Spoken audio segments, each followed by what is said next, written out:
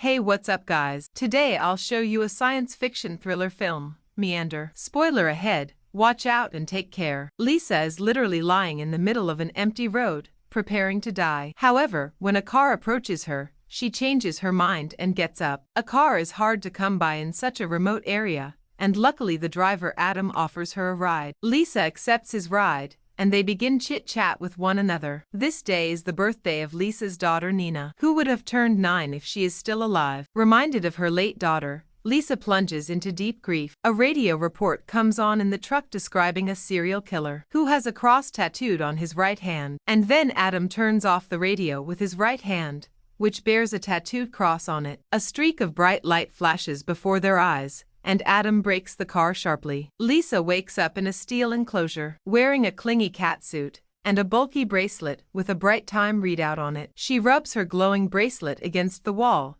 and gets only a few cracks. After screaming and squirming do not appear to reveal any means of assistance, a circular door suddenly opens. Wondering what is ahead, Lisa squeezes herself into the tunnel, and the door is closed. At the same time, her bracelet starts to count down 11 minutes. Lisa has no idea what it means, but she decides to evade through the tunnel. When she crawls forward, she often hears some weird sounds. In the middle of the journey, the opening in another direction is also shut. Lisa has no choice but to choose another narrower path, which she needs to slant her body through. And then she sees 2 tunnels and chooses the upper one. This particular tunnel is colorful, and sometimes its bottom pushes up to make the passage even narrower. Lisa has to keep her body as low as possible to pass through. Before being crushed to a pulp, she sprints forward and makes it to the next level. Exhausted and almost broken down, Lisa takes a short break and resumes crawling. Ahead of her is a grotty corpse with a foul smell. Lisa remains absolutely calm and gathers all her strength to put the corpse aside. And then her way is blocked by a metal barricade with 3 holes. As Lisa figures out the barrier,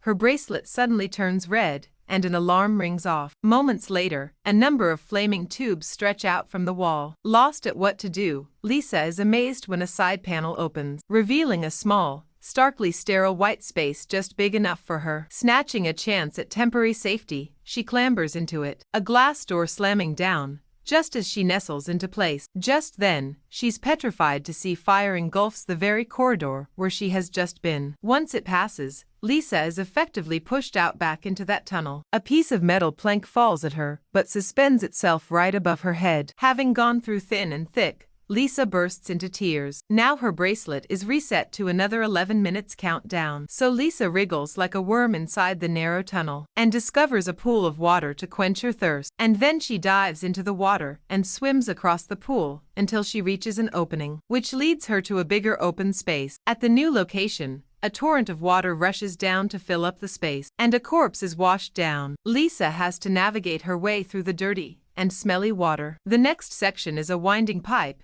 She has to nudge along on her elbow. Just as she wants to give up, she hears a voice calling her. Knowing that she is not struggling alone, Lisa creeps forward excitedly. The tunnel, which has been straight, opened left and right, revealing a green liquid underground. Lisa pulls a piece of cloth off her hand and put it in the liquid, and it corrodes instantly. It turns out to be an acid pit which easily turns a man into water. Lisa moves forward cautiously, pressing on the wall on her left and right. Just before reaching the finish line, her knee accidentally falls into the pool, tearing the skin off her knee. A man's voice from a distance always sounds at the critical moment and tells her to hurry to him. Lisa follows the sound down the round hole to the familiar 3-hole iron fence. Across from her, a man is also blocked by another 3-hole iron fence. Lisa tries to encourage him, but the poor guy is on the verge of breaking down. Right now, Lisa's bracelet turns red and makes noises again. The previous experience reminds her that flame tubes are coming. As expected,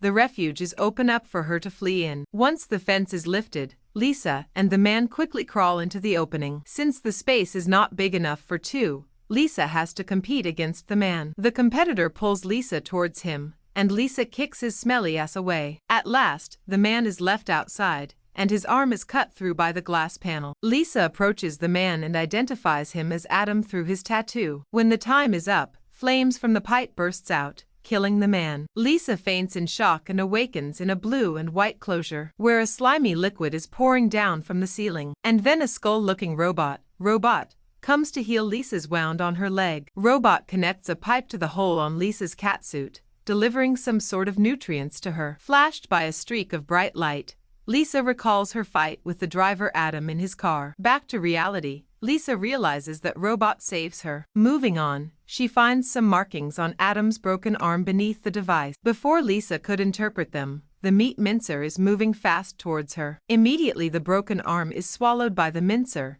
sending a shiver down Lisa's spine. She shifts backward and climbs upwards to escape the mincer's hunt. Ahead of her, it is another long, dark, and narrow tunnel. When Lisa thinks the current situation is manageable, a zombie shows up out of nowhere. Terrified, Lisa looks at the zombie behind her back, holding her breath. The zombie attacks Lisa, but she escapes the zombie by entering another tunnel. Two entrances lay before her, one on her left, the other on her right. Lisa knows that only when she chooses the correct entrance can she survive. At this time, she remembers the symbols on Adam's broken arm, but nothing like that is found on her bracelet. She makes a close comparison of the two tubes and does not see any difference between them. At last, Lisa has chosen the left one, and she hears her daughter's voice. Crawling on with excitement, Lisa arrives at a white glass room. Trapped within this space are her past memories. It is an amazing experience to see her daughter after losing her. As the past replays, she gets to know how she dies. It turns out that her daughter fell off the window. Lisa cannot help but blames herself for not taking good care of her daughter. While she is deep in her grief,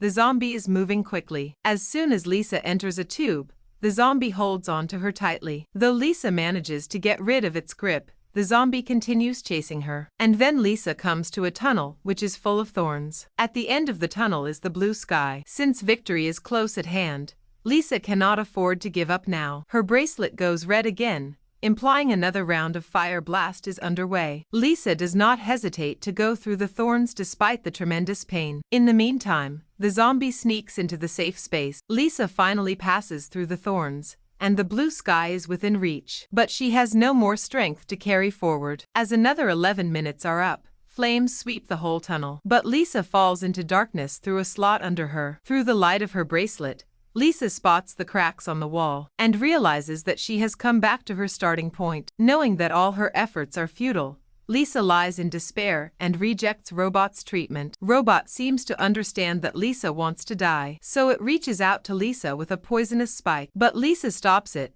because she suddenly interprets the symbols on Adam's broken arm. Lisa supposes that another set of symbols must exist on her wrist beneath the bracelet. Those symbols are the key to getting through the tunnel. Lisa hints Robot to boost her energy. However, before she gets Robot to remove her bracelet, the tunnel is opened again. Her strong desire to survive makes her fearless of the obstacles and difficulties ahead. Relying on her previous experience, she goes through the journey with a lot of ease. She hides in the white space when fire comes and swims across the pool much faster. At the acidic pit, she removes her bracelet to obtain the markings engraved on her. It is 2 crosses and a diamond, which shows the way to the next level of the game. Overcoming hurdles, Lisa reaches a point where she needs to choose either to go left or right. According to the clue, she should choose the right, and then turns left at the next crossing. In the middle of her journey, the zombie pops up, and Lisa successfully evades him. And then she comes to a tunnel with gravity on all sides, where she has no control over how she moves. She can only move forward inch by inch as she falls. Lisa manages to finish the tunnel earlier than the zombie. At this moment, her bracelet beams out purple light. In order to distract the zombie, she throws the bracelet into a tunnel and enters another. However, the silence reminds her that she has chosen the wrong pipe, so she detours. Soon after, Lisa walks into what looks like an internal organ. She rips open the membrane and goes in, and tries to touch it with her hand. Unexpectedly, a large hand appears and scares her shit off. Stepping back, Lisa sees many shadows of monsters on the membrane, and then a face draws near to Lisa, snuggling with her. Tearing off another membrane,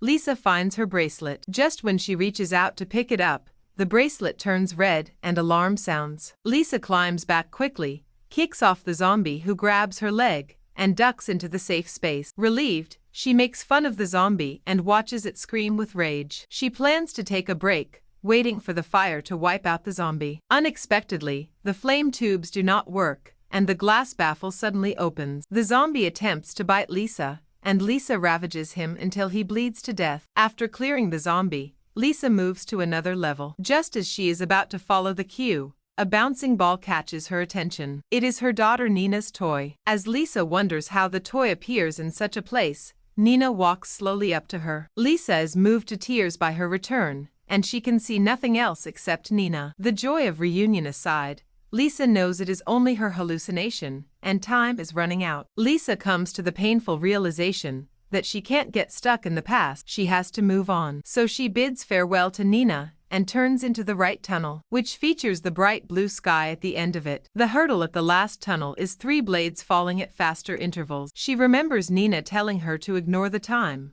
or she won't be able to focus on the task. So she puts the bracelet aside and observes the blade's movement. She soon finds the first blade drops every 4 seconds, the second blade every 3 seconds. Lisa makes it one by one, and she finally comes to the last blade of 2 seconds. Though impossible, Lisa still gives it a try, badly injuring her leg. Despite that, Lisa crawls to the exit, only to realize it is just a monitor with a video of the sky. She is thrown into confusion and torment, not sure what to do next. Burnt out, she lay on the ground, waiting to die. A bright light appears, and Lisa is set floating in the air. She wakes up in a world of freedom and beauty, with her wounds fully recovered. While Lisa is mesmerized by the breathtaking scenery, her daughter appears. Lisa asks Nina if she has died. Nina replies that her body has died many times, but now she is okay, and she tells Lisa to live, which indicates they might live in a virtual world created and experimented with by aliens.